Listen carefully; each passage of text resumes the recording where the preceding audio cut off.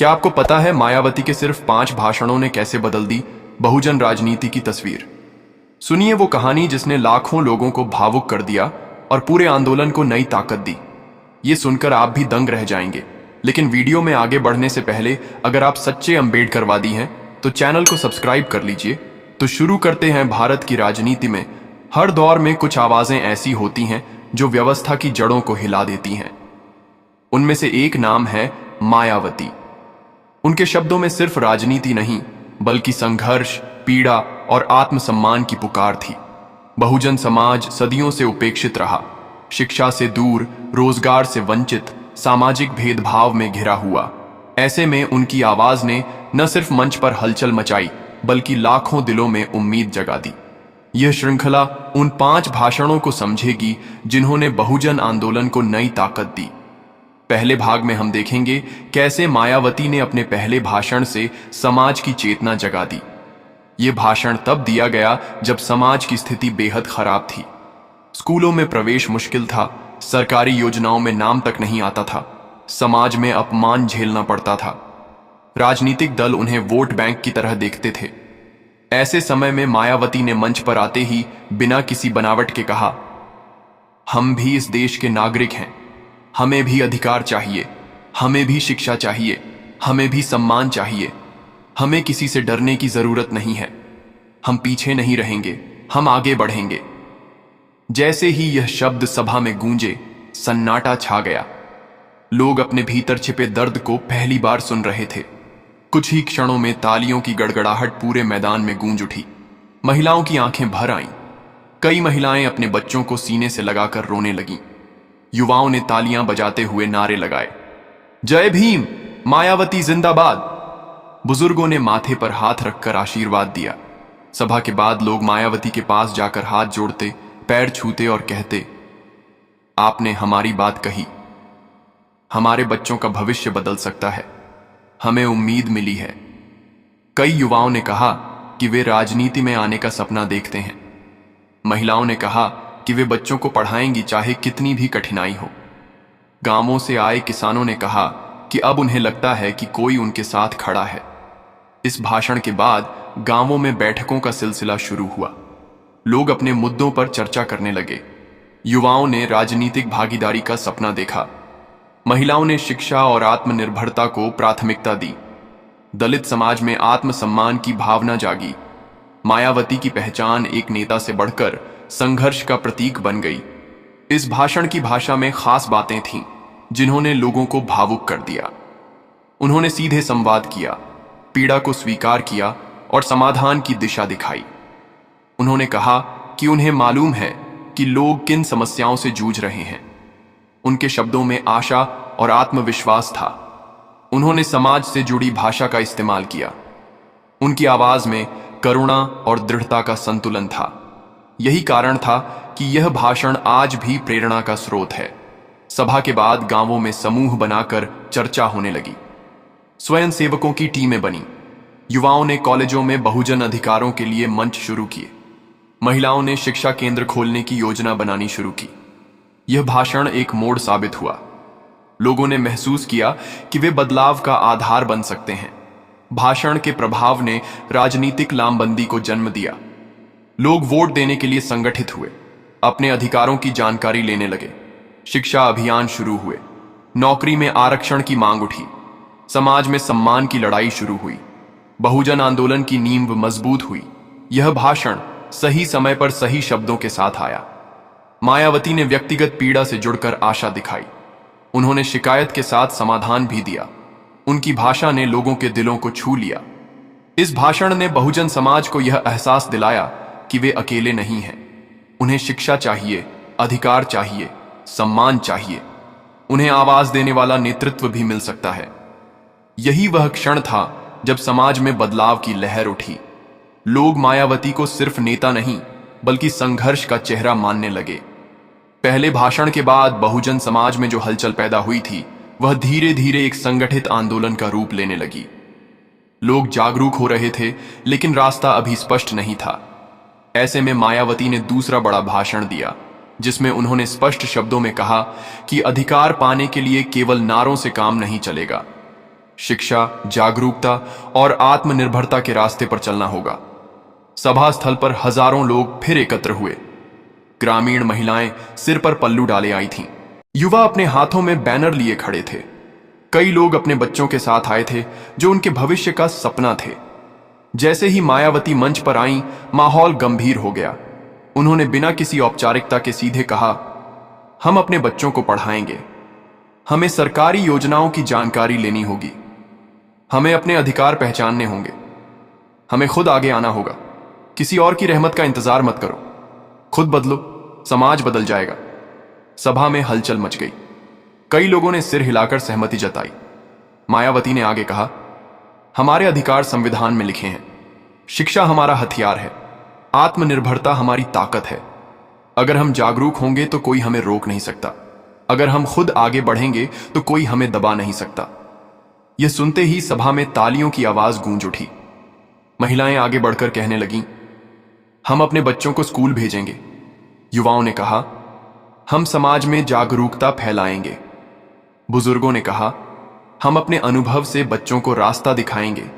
यह भाषण नारा नहीं था, बल्कि योजना था। मायावती ने लोगों को समझाया कि शिक्षा सिर्फ स्कूल में नाम लिखाने का काम नहीं है, बल्कि आत्मनिर्भरता की कुंजी है। उन्होंने कहा, हमें सरकारी योजनाओं का लाभ लेना चाहिए। जो जानकारी नहीं है उसे जुटाइए। साथ मिलकर आगे बढ़िए। सभा के बाद कई स्थानों पर शिक्षा शिविर आयोजित किए गए। लोगों ने सरकारी दफ्तरों में जाकर योजना की जानकारी ली। युवाओं ने कॉलेजों में बहुजन अधिकार मंच बनाना शुरू किया। महिलाओं ने अपने बच्चों के लिए स्वयं सहायता समूह बनाए। मायावती ने भाषण में यह भी कहा कि आत्मनिर्भरता का मतलब केवल नौकरी नहीं है। उन्होंने कहा, हमें खुद रोजगार पैदा करना होगा। छोटे व्यवसाय शुरू करने होंगे। महिलाओं को आर्थिक रूप से मजबूत बनाना होगा। यह बात लोगों के दिलों में बैठ गई। सभा स्थल पर कुछ महिलाएं भावुक होकर बोलीं, हम अपने बच्चों को पढ़ाकर उनका भविष्य बदलेंगी। कुछ युवाओं ने कहा, हम संगठन बनाकर शिक्षा फैलाएंगे। एक बुजुर्ग ने मायावती से कहा, आपने हमें रास्ता दिखाया, हम आपके साथ चलेंगे। इस भाषण के बाद गांवों में शिक्षा केंद्र खोलने की चर्चा शुरू हुई। कई जगहों पर लोग स्वयंसेवक बनकर स्कूल चलाने लगे। महिलाओं ने सिलाई केंद्र शुरू किए। युवाओं ने प्रतियोगी परीक्षाओं की तैयारी के लिए समूह बनाए। मायावती का यह भाषण बहुजन समाज के लिए दिशा सूचक बन गया। उन्होंने सिर्फ समस्याएं नहीं गिनाई, बल्कि समाधान का रास्ता दिखाया। उनकी भाषा सरल थी, लेकिन विचार गहरे। उन्होंने लोगों को यह भरोसा दिलाया कि बदलाव संभव है अगर वे खुद पहल करें। भाषण की शैली भी असरदार थी। उन्होंने लंबे उपदेश नहीं दिए। छोटे छोटे वाक्य, स्पष्ट संदेश और जनता से सीधे संवाद ने भाषण को प्रभावशाली बनाया। उन्होंने बार बार कहा, डरिए मत, खुद आगे आइए। शिक्षा से ही बदलाव आएगा। सभा के बाद पत्रकारों ने पूछा कि क्या शिक्षा से सच में समाज बदल सकता है? मायावती ने मुस्कुराकर कहा, अगर शिक्षा नहीं होगी तो हम हमेशा दूसरों पर निर्भर रहेंगे। अगर शिक्षा होगी तो हम अपने अधिकार खुद मांग सकते हैं। बदलाव हमें खुद लाना होगा। इस भाषण ने बहुजन आंदोलन को भावनाओं से आगे बढ़ाकर नीति की दिशा दी। लोगों ने समझा कि सिर्फ भावनाओं से आंदोलन नहीं चलता। योजनाओं की जानकारी, शिक्षा और आत्मनिर्भरता की आवश्यकता है। कुछ ही महीनों में कई जिलों में बहुजन शिक्षा समितियां बनी। युवाओं ने डिजिटल प्लेटफॉर्म पर जानकारी फैलानी शुरू की। महिलाओं ने आर्थिक रूप से सक्षम बनने के लिए स्वयं सहायता समूह बनाकर काम शुरू किया। यह भाषण एक नई ऊर्जा लेकर आया। मायावती की पहचान अब केवल एक संघर्षशील नेता की नहीं रही, बल्कि एक मार्गदर्शक के रूप में हुई। लोगों ने महसूस किया कि उनके सपनों को दिशा देने वाली आवाज उन्हें मिल गई है। सभा में मौजूद एक किसान ने कहा, हमने आज समझा कि सिर्फ नारों से कुछ नहीं होगा, हमें शिक्षा से ही बदलाव लाना होगा। एक छात्रा ने कहा, हमारे लिए मायावती एक प्रेरणा है। अब हम अपने हक के लिए पढ़ाई करेंगे। भाषण ने राजनीति में जागरूकता का नया दौर शुरू किया। लोगों ने खुद सरकारी दफ्तर जाकर योजनाओं के लिए आवेदन करना शुरू किया।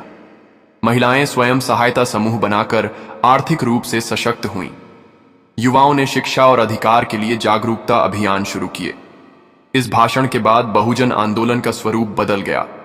अब यह सिर्फ भावनात्मक प्रतिक्रिया नहीं, बल्कि एक संगठित प्रयास बन गया। लोग समझ गए कि अधिकार पाने के लिए खुद आगे बढ़ना होगा। मायावती की भाषा और शैली ने लोगों का विश्वास जीत लिया। उन्होंने कहा, हम अपने बच्चों को पढ़ाएंगे, योजनाओं की जानकारी लेंगे, आत्मनिर्भर बनेंगे, यही हमारा रास्ता है। उनके शब्दों ने समाज में ऊर्जा भर दी। यह भाषण बहुजन आंदोलन की दिशा तय करने वाला मोड़ साबित हुआ। लोगों ने महसूस किया कि बदलाव की शुरुआत खुद से होगी। शिक्षा और आत्मनिर्भरता के रास्ते पर चलकर ही समाज अपने अधिकार पा सकता है। शिक्षा और आत्मनिर्भरता पर जोर देने के बाद समाज में जागरूकता की लहर चल पड़ी थी। गांवों, कस्बों और शहरों में लोग अपने अधिकारों की जानकारी जुटाने लगे थे। महिलाएं शिक्षा केंद्र खोलने की योजना बनाने लगीं। युवाओं ने जागरूकता अभियान शुरू किए। लेकिन अभी भी एक बड़ी कमी थी, राजनीतिक भागीदारी की। लोग शिक्षा तो चाहते थे, लेकिन उन्हें यह समझ नहीं आ रहा था कि अधिकार पाने के लिए सत्ता में हिस्सेदारी कैसे हासिल की जाए। ऐसे समय में मायावती ने तीसरा ऐतिहासिक भाषण दिया, जिसमें उन्होंने आत्मसम्मान और राजनीतिक नेतृत्व का संदेश दिया। सभा स्थल पर भीड़ पहले से अधिक थी। लोगों की आंखों में उम्मीद के साथ साथ बेचैनी भी थी। वे जानना चाहते थे कि जागरूकता के बाद अगला कदम क्या हो। मंच पर मायावती आईं तो लोगों ने जोरदार नारे लगाए। महिलाएं बच्चों को साथ लेकर आईं। युवा हाथों में बैनर लिए खड़े थे। बुजुर्गों की आंखों में विश्वास की चमक थी। मायावती ने मंच से बोलना शुरू किया। हम अधिकार मांगते मांगते थक जाएंगे अगर खुद नेतृत्व नहीं करेंगे। हमें अपने हक के लिए आवाज उठानी होगी। हमें खुद राजनीति में भाग लेना होगा। हमें डरना नहीं है। अगर हम खुद आगे नहीं आएंगे तो कोई हमारी समस्याओं को समझेगा नहीं। हमें अपने बच्चों के भविष्य के लिए नेतृत्व करना होगा। सभा में सन्नाटा छा गया। उनकी आवाज में दृढ़ता थी, लेकिन करुणा भी। उन्होंने आगे कहा, हमारी ताकत हमारे भीतर है। हमें अपनी ताकत पहचाननी होगी। अगर हम खुद संगठित होकर राजनीति में हिस्सा नहीं लेंगे तो हमारे लिए कोई रास्ता नहीं बनेगा। हमें डर कर नहीं, गर्व से आगे बढ़ना होगा। आत्मसम्मान हमारी सबसे बड़ी ताकत है। ये सुनते ही सभा में तालियों की आवाज गूंज उठी। कई युवाओं ने एक स्वर में कहा, हम राजनीति में आगे बढ़ेंगे। महिलाएं भी आगे आईं और बोल उठीं, हम अपने बच्चों को नेतृत्व की शिक्षा देंगे। बुजुर्गों ने कहा, हम अपने अनुभव से युवाओं का साथ देंगे। सभा के बाद कई लोगों ने मायावती से मिलकर कहा, हम राजनीति में भाग लेंगे। हम अपने हक के लिए आवाज उठाएंगे। युवाओं ने नारे लगाए, आत्मसम्मान हमारा अधिकार है। महिलाएं बच्चों के भविष्य के लिए शिक्षा कार्यक्रम बनाने की योजना लेकर आईं। मायावती ने अपने भाषण में यह भी स्पष्ट किया कि राजनीतिक भागीदारी का मतलब सिर्फ चुनाव लड़ना नहीं है। उन्होंने कहा, हमें पंचायत से लेकर विधानसभा और संसद तक हर जगह अपनी आवाज पहुंचानी होगी। हमें अपने मुद्दों को खुद उठाना होगा। हमें दूसरों पर निर्भर नहीं रहना चाहिए। सभा में मौजूद एक किसान ने भावुक होकर कहा, हमने आज समझा कि हमें अपने बच्चों को राजनीति की शिक्षा देनी होगी, तभी हम अपने हक के लिए लड़ पाएंगे। एक छात्र ने कहा, हम कॉलेज में बहुजन छात्र संगठन बनाएंगे ताकि जागरूकता बढ़े। एक महिला ने कहा, हम अपने गांव में शिक्षा और नेतृत्व का अभियान चलाएंगी। इस भाषण के बाद कई जगहों पर बहुजन नेतृत्व की समितियां बनने लगीं। युवाओं ने छात्र संगठनों की स्थापना की। महिलाओं ने स्वयं सहायता समूह के साथ नेतृत्व प्रशिक्षण शुरू किया। गांवों में पंचायत बैठकों में भागीदारी बढ़ी। मायावती का यह भाषण आत्मसम्मान का प्रतीक बन गया। उन्होंने बार बार कहा, हम किसी से कम नहीं हैं। हमें गर्व करना चाहिए कि हम संघर्ष कर रहे हैं। हमें अपने हक के लिए लड़ना चाहिए। हमारा भविष्य हमारे हाथ में है। उनकी भाषा सरल थी, लेकिन प्रभाव गहरा। उन्होंने भावनाओं का उपयोग करके लोगों को जोड़ने का काम किया। उन्होंने हर किसी से सीधे संवाद किया। उन्होंने न केवल समस्याओं को पहचाना, बल्कि समाधान का रास्ता भी बताया। सभा में पत्रकारों ने मायावती से पूछा कि क्या राजनीति में भागीदारी से समाज को लाभ मिलेगा। मायावती ने कहा, राजनीति से दूर रहकर हम अपने अधिकारों से दूर रहेंगे। हमें अपनी आवाज खुद उठानी होगी, तभी बदलाव संभव है। कुछ ही समय में कई जिलों में बहुजन नेतृत्व मंच बनने लगे। युवाओं ने संगठनों के जरिए गांव-गांव जाकर जागरूकता फैलानी शुरू की। महिलाओं ने आर्थिक रूप से सशक्त होकर बच्चों की शिक्षा का अभियान शुरू किया। यह भाषण बहुजन आंदोलन के लिए एक बड़ा मोड़ साबित हुआ। लोगों ने समझा कि आत्मसम्मान के बिना आंदोलन अधूरा है। अगर राजनीति में भागीदारी नहीं होगी तो अधिकार पाने का सपना अधूरा रहेगा। सभा के बाद मायावती ने कहा, हम खुद अपने नेता बनाएंगे। हमें खुद आगे आकर समाज का नेतृत्व करना होगा। आत्मसम्मान की रक्षा करना हमारी जिम्मेदारी है। अगर हम खुद जागरूक होंगे तो समाज का भविष्य बदल जाएगा। यह भाषण समाज में ऊर्जा भर देने वाला साबित हुआ। लोगों ने न केवल अपने अधिकारों के लिए आवाज उठाई, बल्कि नेतृत्व की जिम्मेदारी भी अपने हाथों में ली। बहुजन समाज अब बदलाव के लिए संगठित हो गया। जब समाज में जागरूकता फैलने लगी, युवाओं ने संगठनों का गठन कर लिया। महिलाओं ने शिक्षा और आत्मनिर्भरता की दिशा में कदम बढ़ा दिए। तब भी एक बड़ा सवाल लोगों के सामने था, क्या केवल जागरूकता से काम चल जाएगा? क्या बिना व्यापक राजनीतिक आंदोलन के सामाजिक न्याय और समानता संभव है? क्या संविधान में लिखे अधिकार केवल कागज तक सीमित रह जाएंगे? इन सवालों का जवाब देने के लिए मायावती ने चौथा ऐतिहासिक भाषण दिया। यह भाषण उन दिनों दिया गया जब कई जगहों पर लोगों को उनके अधिकारों से वंचित किया जा रहा था और संविधान की आत्मा को खतरा महसूस हो रहा था। सभा स्थल पर हजारों लोग जमा थे। कई लोग रास्तों से पैदल चलकर आए थे। महिलाएं अपने बच्चों के साथ आईं। युवाओं के हाथों में तख्तियां थीं जिन पर लिखा था, हम न्याय चाहते हैं, संविधान हमारा अधिकार है। माहौल गंभीर था, लेकिन लोगों की आंखों में आशा भी साफ दिखाई देती थी। मायावती मंच पर पहुंची तो सभा में तालियों की गूंज उठी। उन्होंने सीधे कहा, हमारे अधिकार संविधान में लिखे हैं, लेकिन अगर हम जागरूक नहीं होंगे तो कोई भी इन्हें छीन सकता है। हमें अपने अधिकारों की रक्षा खुद करनी होगी। सामाजिक न्याय केवल शब्द नहीं, बल्कि हमारे जीवन की जरूरत है। समानता केवल किताबों में नहीं, बल्कि हमारे व्यवहार में होनी चाहिए। अगर हम चुप रहेंगे तो अन्याय बढ़ेगा। अगर हम जागरूक होंगे तो संविधान की आत्मा जीवित रहेगी। उनकी आवाज में गहराई थी, शब्दों में करुणा भी थी और दृढ़ता भी। उन्होंने आगे कहा, हमें अपने अधिकारों के लिए संगठित होकर आवाज उठानी होगी। संविधान ने हमें समानता, शिक्षा, रोजगार और सम्मान का अधिकार दिया है। हमें किसी से डरने की जरूरत नहीं है। अगर हम अपने अधिकारों के लिए आगे नहीं आएंगे तो समाज में अन्याय बढ़ेगा। हमें अपने बच्चों के भविष्य के लिए संविधान की रक्षा करनी होगी। हमें न्याय के लिए संघर्ष करना होगा। सभा में सन्नाटा छा गया। लोगों की आंखों में आंसू आ गए। कई महिलाएं रो पड़ीं। युवाओं ने नारे लगाए, संविधान हमारी ताकत है। बुजुर्गों ने कहा, अब हमें अपने अधिकारों के लिए संगठित होना होगा। सभा के बाद कई लोगों ने मायावती से मिलकर कहा, हम संविधान की रक्षा के लिए हर कदम उठाएंगे। युवाओं ने कहा, हम अपने कॉलेज में संविधान अध्ययन समूह बनाएंगे। महिलाओं ने कहा, हम गांवों में जाकर समानता का संदेश फैलाएंगी। मायावती ने भाषण में स्पष्ट किया कि सामाजिक न्याय का मतलब केवल योजनाओं का लाभ नहीं है। उन्होंने कहा, समानता का मतलब है कि किसी भी व्यक्ति को उसके जाति, लिंग या आर्थिक स्थिति के आधार पर कमतर न समझा जाए। हर व्यक्ति को शिक्षा और रोजगार का समान अवसर मिलना चाहिए।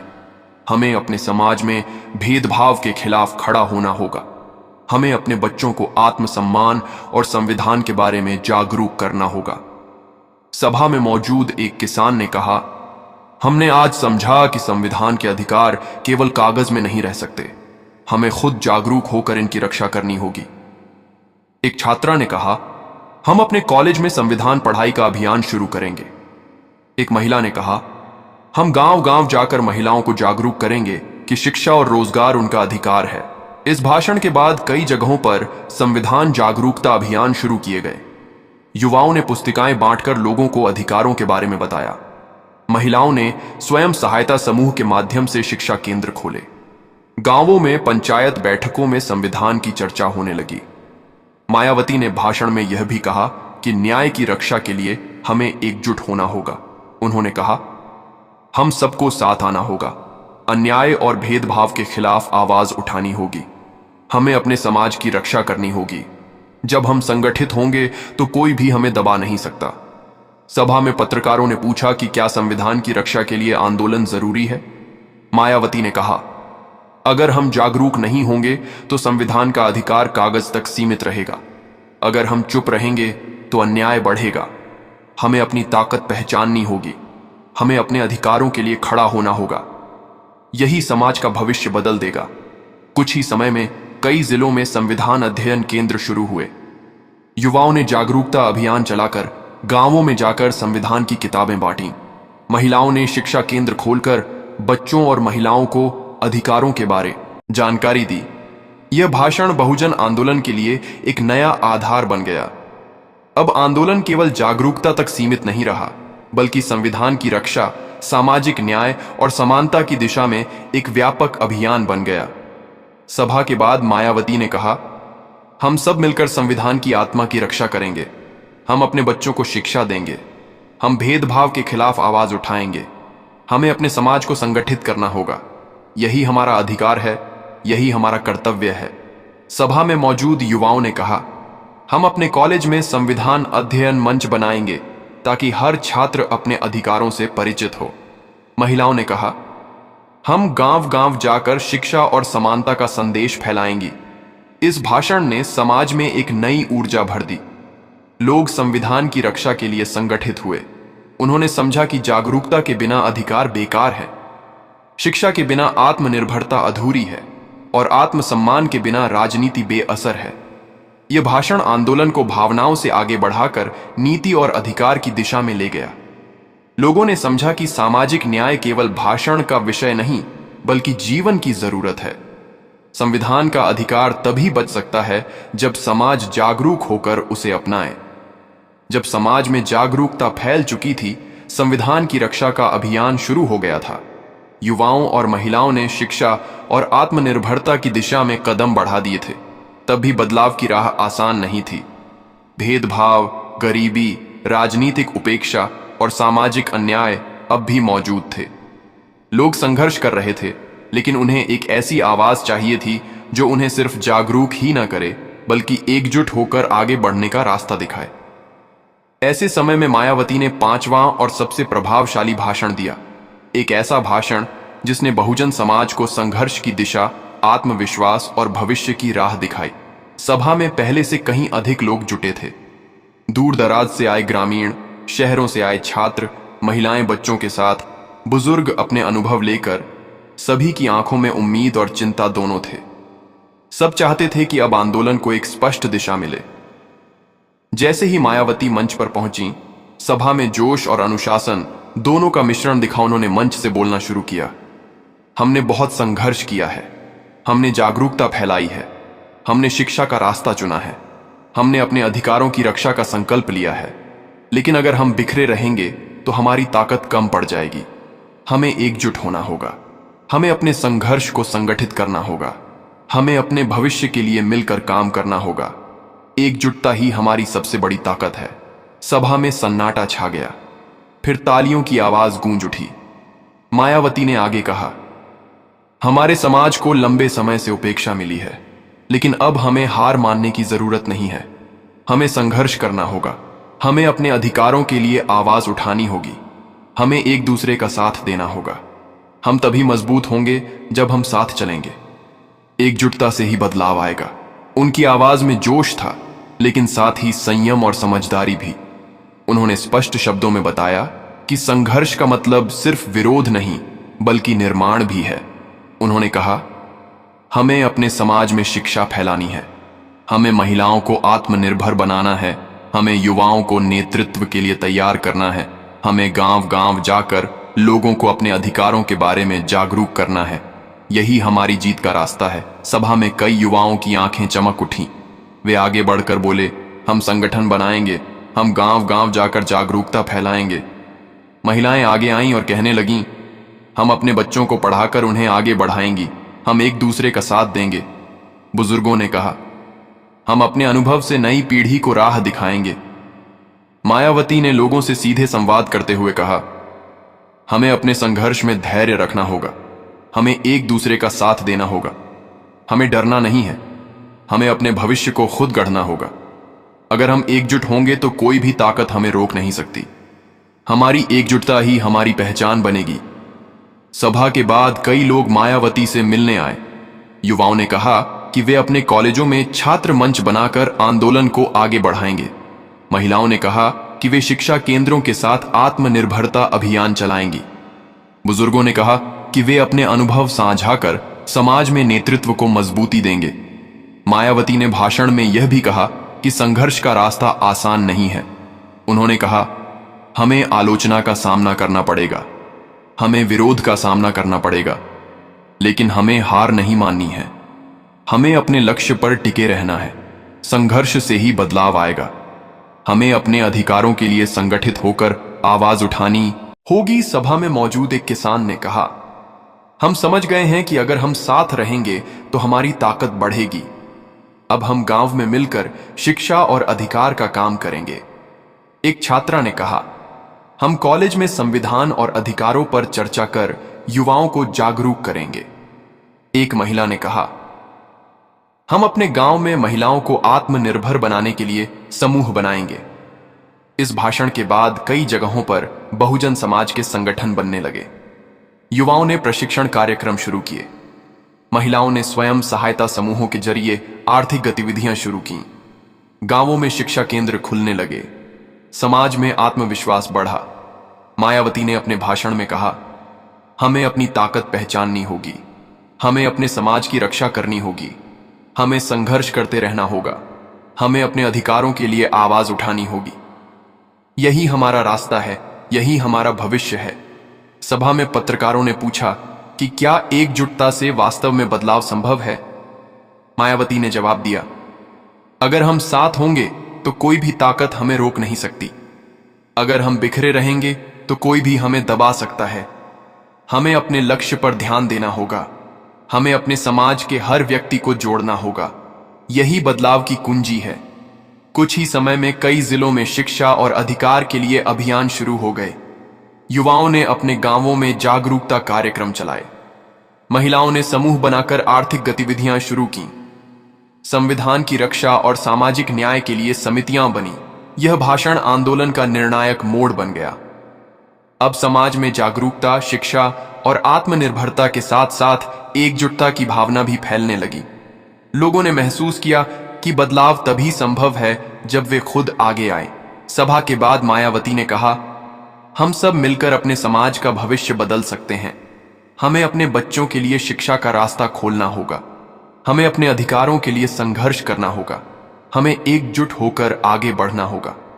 यही हमारी ताकत है, यही हमारी पहचान है। सभा में मौजूद युवाओं ने कहा, हम अपने कॉलेजों में संगठन बनाकर जागरूकता फैलाएंगे। महिलाओं ने कहा, हम गांवों में शिक्षा और आत्मनिर्भरता का अभियान चलाएंगी। बुजुर्गों ने कहा, हम अपनी पीढ़ी को संघर्ष की राह दिखाएंगे। यह भाषण बहुजन आंदोलन के लिए ऊर्जा और दिशा का स्रोत बन गया। लोगों ने समझा कि सिर्फ जागरूकता ही नहीं, बल्कि एकजुट होकर संघर्ष करना ही बदलाव की असली कुंजी है। आत्मसम्मान, शिक्षा, अधिकार और नेतृत्व सब मिलकर समाज को नई ताकत देंगे। पिछले भाषणों ने समाज में जागरूकता, शिक्षा, आत्मनिर्भरता, सामाजिक न्याय, संविधान की रक्षा और एकजुटता का संदेश दिया था। अब लोगों के मन में यह सवाल उठ रहा था, क्या इन शब्दों से बदलाव संभव है? क्या ये केवल भाषण रह जाएंगे या समाज की तकदीर बदल देंगे? ऐसे समय में मायावती ने छठा और अंतिम भाषण दिया, जो किसी समापन जैसा नहीं, बल्कि एक नए युग की शुरुआत जैसा था। यह भाषण बहुजन आंदोलन की दिशा को और स्पष्ट करता है, संघर्ष की राह को मजबूत बनाता है और समाज को एकजुट होकर आगे बढ़ने का संकल्प देता है। सभा में पहले से अधिक लोग मौजूद थे। हर वर्ग के लोग शामिल थे, युवा, छात्र, महिलाएं, किसान, श्रमिक, शिक्षक, व्यापारी। दूर दराज से लोग पहुंचे थे। गांवों से लेकर शहरों तक लोगों ने एक ही आवाज उठाई, हमें बदलाव चाहिए। माहौल में जोश भी था और गंभीरता भी। लोग जानते थे कि यह भाषण केवल शब्द नहीं, बल्कि संघर्ष की दिशा तय करेगा। मायावती ने मंच पर पहुंचते ही सभी का अभिवादन किया। उन्होंने कहा, आप सबके सामने मैं एक ही बात कहना चाहती हूं, बदलाव संभव है। अगर हम जागरूक होंगे, अगर हम शिक्षा को अपनाएंगे, अगर हम अपने अधिकारों के लिए आवाज उठाएंगे, अगर हम संविधान की रक्षा करेंगे, और अगर हम एकजुट होकर संघर्ष करेंगे तो कोई भी ताकत हमें रोक नहीं सकती। यह आंदोलन केवल आंदोलन नहीं, हमारे अस्तित्व की लड़ाई है। यह हमारे बच्चों के भविष्य की लड़ाई है। यह हमारे आत्मसम्मान की लड़ाई है। सभा में तालियों की आवाज गूंज उठी। मायावती ने आगे कहा, हमारा समाज सदियों से उपेक्षा झेलता आया है। हमें शिक्षा से दूर रखा गया, हमें आर्थिक रूप से निर्भर रहने के लिए मजबूर किया गया, हमें सामाजिक भेदभाव का सामना करना पड़ा। लेकिन अब समय बदल चुका है। अब हमें अपनी ताकत पहचाननी है। हमें खुद अपने अधिकारों के लिए आवाज उठानी है। हमें अपने बच्चों को आगे बढ़ाना है। हमें अपने समाज को मजबूत बनाना है। यही हमारी जीत है। सभा में कई लोगों की आंखें भर आईं। महिलाओं ने अपने बच्चों को गले लगाया। युवाओं ने अपने हाथ उठाकर नारे लगाए, जय भीम, शिक्षा हमारा अधिकार है, संविधान की रक्षा करो।